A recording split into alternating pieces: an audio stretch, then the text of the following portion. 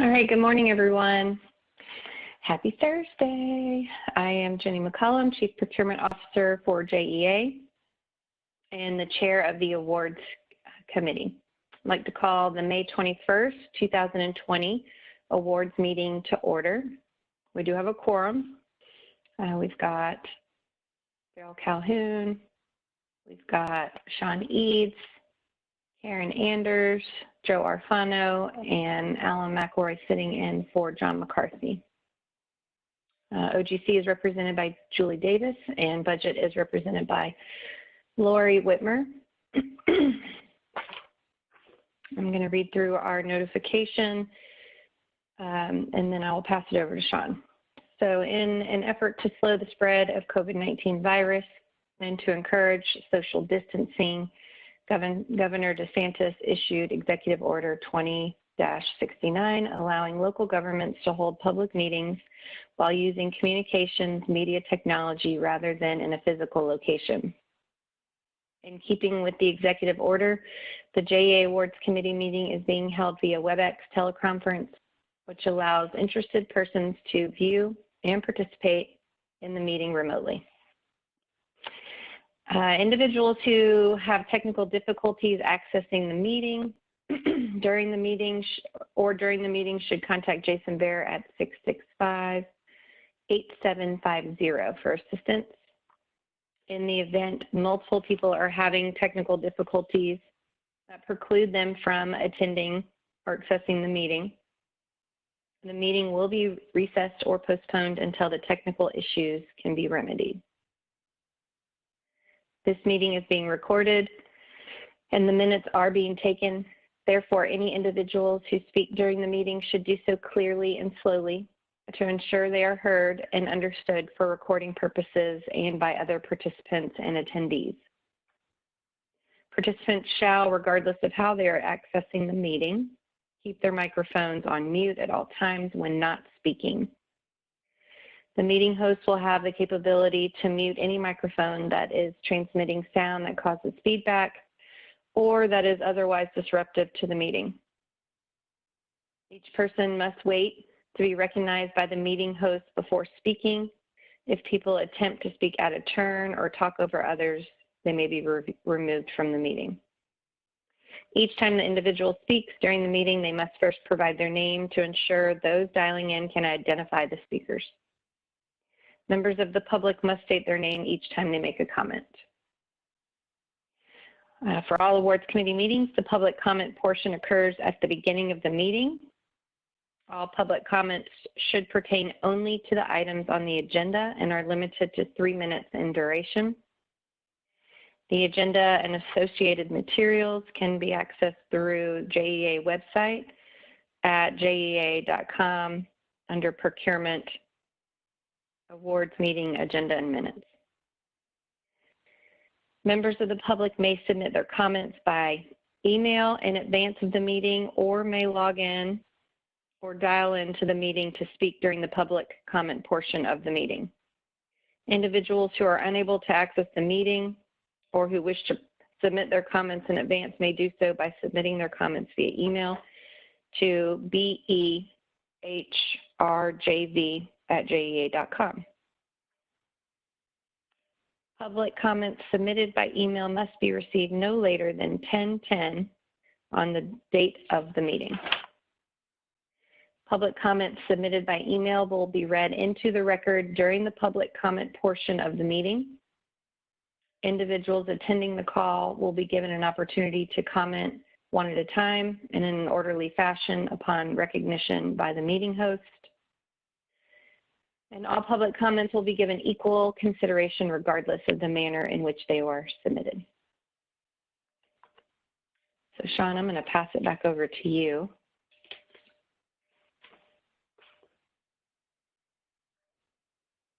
Thank you, Jenny. This is Sean Eads. For those that may be new to the WebEx platform, some simple controls. If you are using the WebEx client on your PC or Mac, or if you're using it from a mobile device, if you scroll on the screen or click the screen, you will see a series of buttons that open up on the bottom. The very first one should be a red, looks like a microphone with a line through it. That is your mute button. You can click that when it is your time and you've been recognized to speak to unmute yourself and then be able to be heard. Please click that afterwards so that you remain on mute when you're not speaking. If you'd like to see a participant list of those that are in the meeting, if you go to you touch your screen, scroll about the fourth button over, looks like a person. If you click on that, it will bring up a list of participants on the right side of your screen, or on your mobile device, it will bring it up as a pop-up window. You'll be able to then see everyone that has in attendance. If you have any issues during the meeting, you also can click on the chat button, which is the one just to the right of the participant one. Looks like a cloud, somewhat of a caption window. If you click that, it'll bring up a chat window. You can chat with everyone and or directly with me, Sean Eads, as the moderator. Please understand, being a public meeting, all of this is being recorded and everything will be on the record. So please just remain appropriate. As we dive into public comments, we will use the raise hand feature in the WebEx application. If you open up that participant list that I spoke to earlier, you will see your name at the top of that list. There will be a small gray hand. You can click on that to raise your hand. I will then see that and be able to recognize you during the public comment section. If you happen to have dialed directly in, when that time comes, I will explain to you how to take your phone off of mute so that you can provide public comment at that time. That is our overview. Jenny, back to you. Thanks, Sean. So while we are waiting for that 10:10 marker, I'll ask Jason Bear if there are any public comments that were submitted via email prior to the meeting. This is Jason Bear. There are no public comments at this time. Thanks, Jason. Sean, do you want to go through and see if there's any public comments for the callers that are on the line? Yeah, let's go ahead and go through that process. So like I had mentioned before, this is Sean Eads. I'm speaking very intently, plus it takes time, which is nice.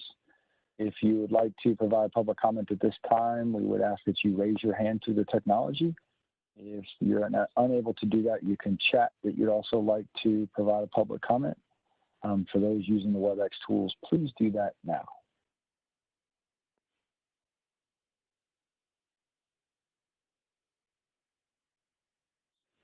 No one has shown the interest to provide comment. If you happen to have dialed in directly, one of our core components is we want to make this as accessible to everyone. So we've allowed people to dial in directly to their phones into this technology.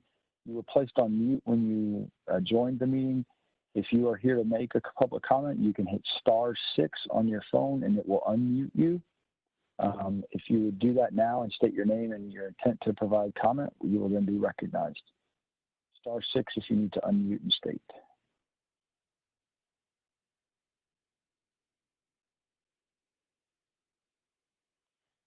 Looks as if through both technology fronts, Jimmy, we do not have any public comments. And I bet we have about 45 seconds left. Thanks, Sean.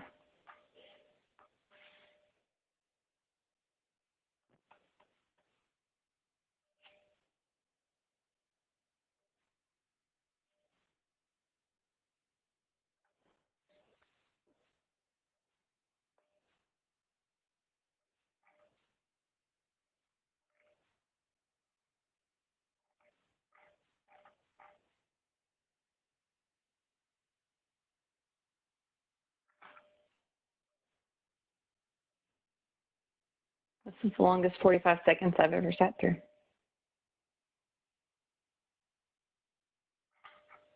This is a great time for self-reflection, understanding how blessed we are to be able to have these meetings even in these crazy times.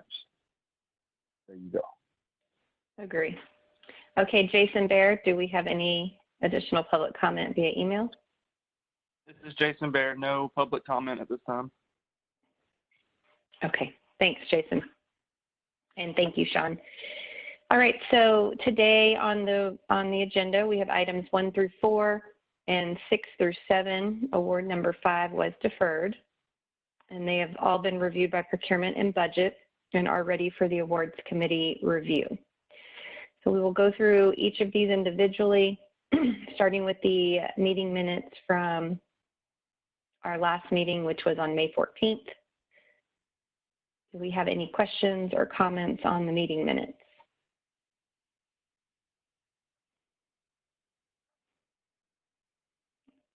All right, seeing none, I'll ask for a motion to approve the meeting minutes.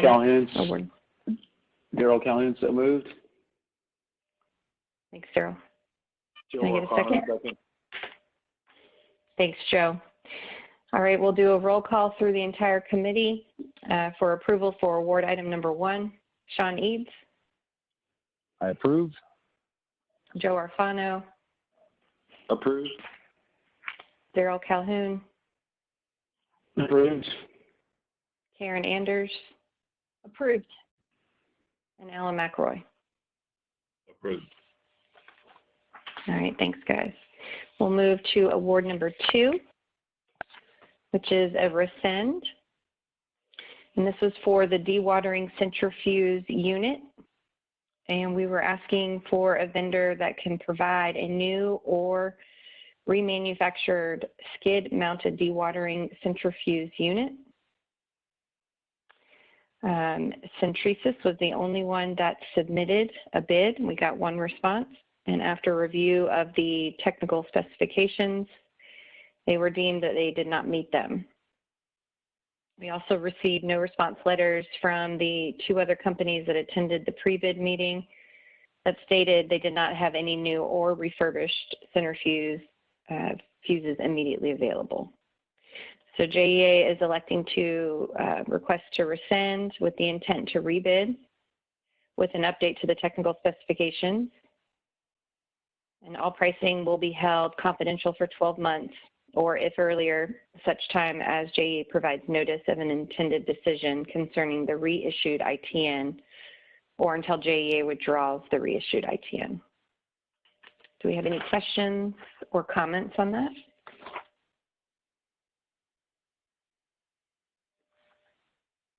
All right, seeing Jim, none, I'll ask for.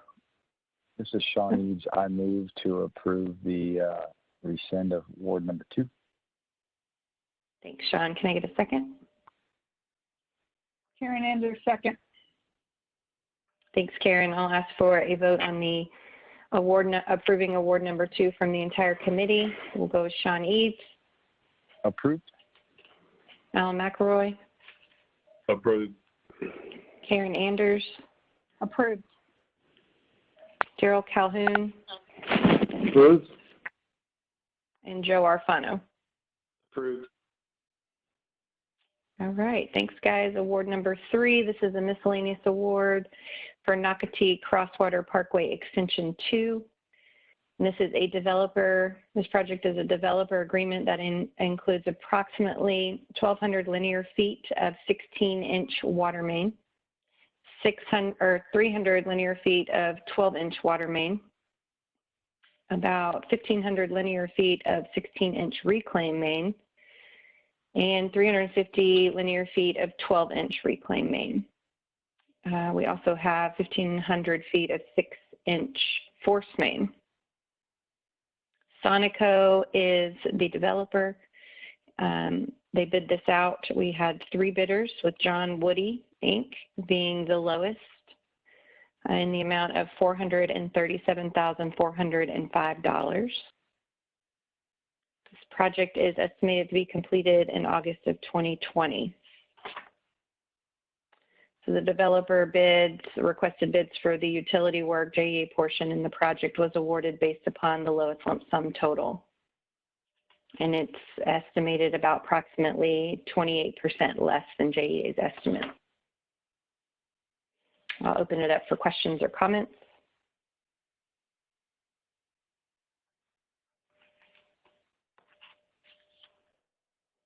All right, seeing none, I'll ask for a motion to approve award number 3.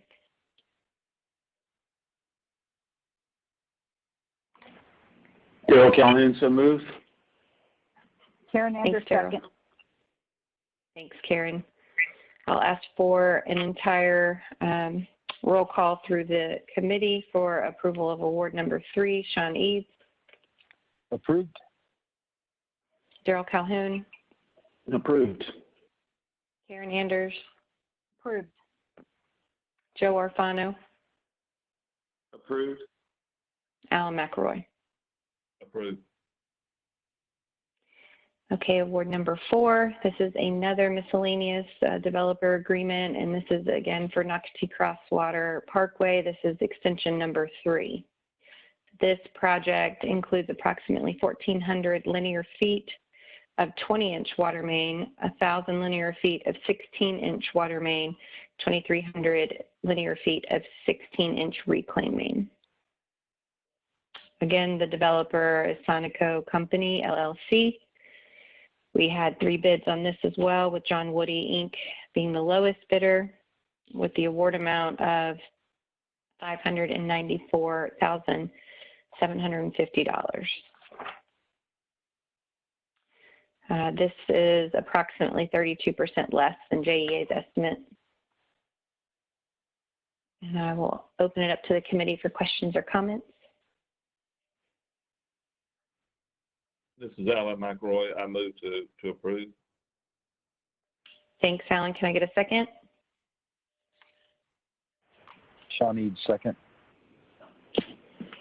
All right. I will ask for the entire committee through a roll call to approve award number 4, excuse me. Let's start with Sean Eads. Approved. Alan McElroy. Approved. Darrell Calhoun. Approved. Karen Anders. Approved. And Joe Orfano. Approved. All right, thank you. We will go to award number 6. This was an invitation to negotiate. This was the purchase and installation of 8 generators for JEA communication tower sites.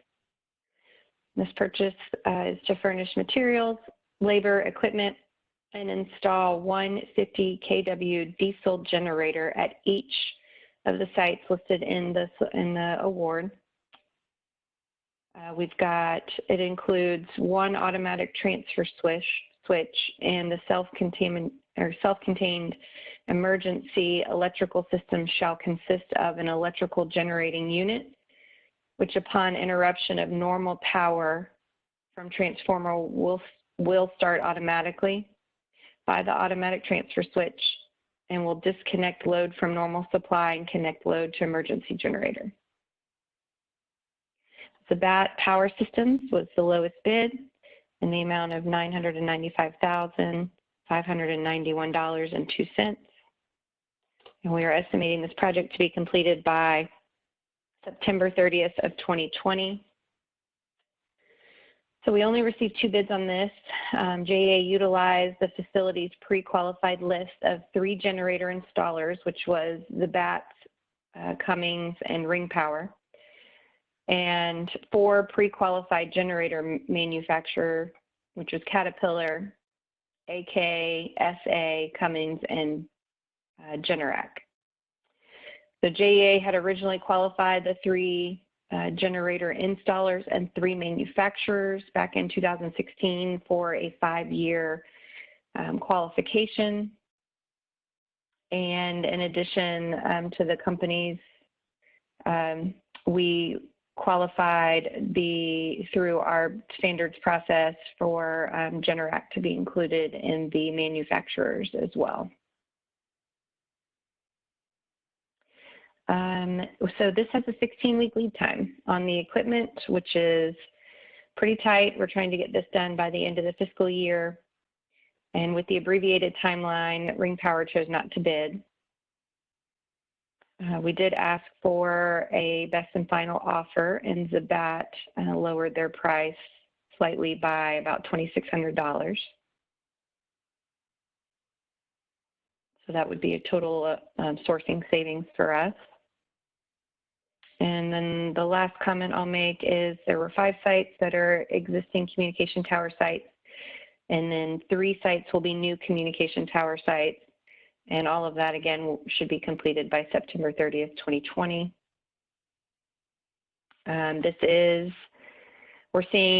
We compared this to a bid that was done in January of 19 for a similar project, and we saw a decrease in about 7% per unit.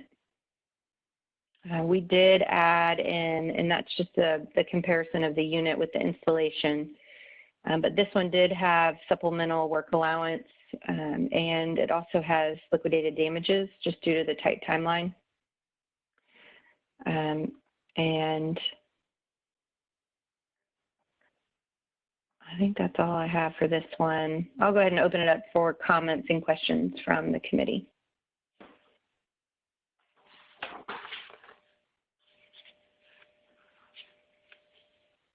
All right, I'll ask for a motion to approve award number 6. Joe Orfano, so moved. Thanks, Joe. Can I get a second? Alan McElroy, second. Thank you, Alan. I'll ask for the entire committee to approve award number 6. Sean Eads, Approved. Daryl Calhoun, Approved. Alan McElroy, Approved. Karen Anders, Approved. and Joe Orfano. Approved. Thanks, guys. So we've got one last award, award number 7. This was a proposal. Jenny, so this request. is Lori Whitmer. Sorry for the interruption. Hey, Lori. Go ahead. Could you go back to that previous award and let me look at the title again? I'm looking through my stuff to make sure I have the files. I don't think we reviewed that award for budget. It might be fine, but yeah, we did not review this award for budget. Doesn't mean it doesn't exist, but I just Lori, wanted to make it noted.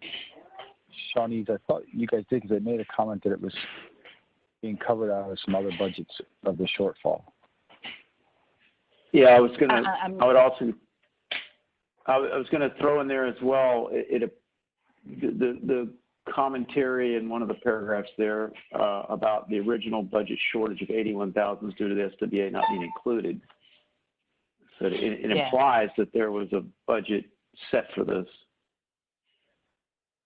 I don't doubt it. I just wanted to note that our team hasn't done the review, and we normally check basis as well. Typically with TS, there is plenty of budget. I'm not concerned, but I just haven't done the due diligence. Wanted to make that noted. I'm not sure how it got missed. That's all right. We will go ahead. Just going to suggest that we say that our approval is pending budget review or something like that. Work. Yeah, there you go.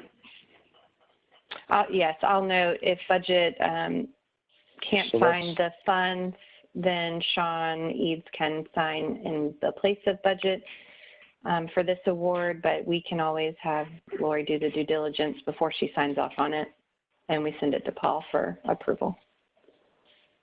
So I see Julie's on the line. Do we need to have a new motion? You want to give us some guidance there?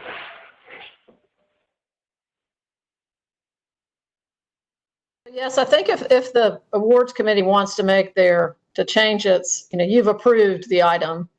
If you now want to make the item subject to approval by budget, then you'd need to amend the motion that was on the floor before and then vote on an amended motion to replace you need to rescind the motion that you just took and then vote on the new motion. It would be subject to budget's approval. Okay. So that's the way you would do it. It's kind of a few steps, but on the other hand. So is it a two-parter? So the first motion would be to rescind the original approval? Yes. Okay, I make a motion to rescind the approval for award of this item. I second it. Okay, thanks, guys. I'll go through the entire committee to approve the rescind of the original approval for award number 6. Sean Eads. Approved. Thanks, Sean. Karen Anders. Approved. Daryl Calhoun. Approved. Alan McElroy. Approved. And Joe Arfano. Approved. All right, and can we get a motion to approve award number 6 upon budget approval? Joe Arfano, so moved.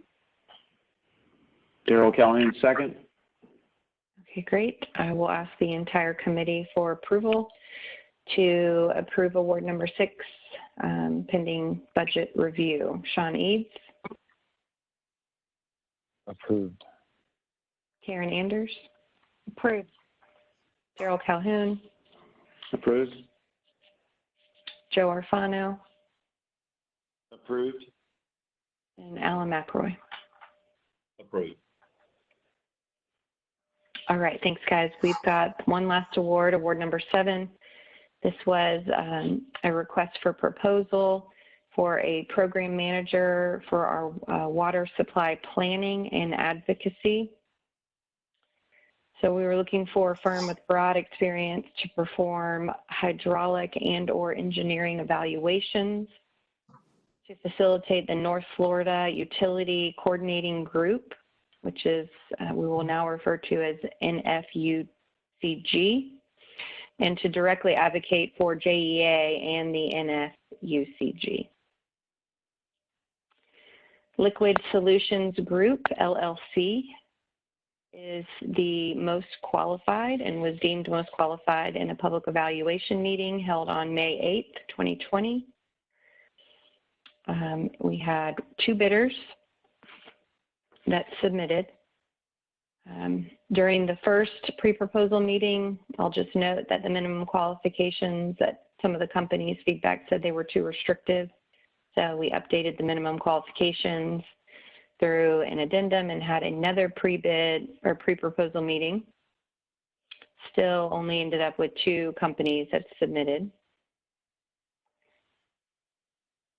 They just noted that the advocacy requirements of the technical specification or they were subcontracting to submit companies as reasons they did not submit.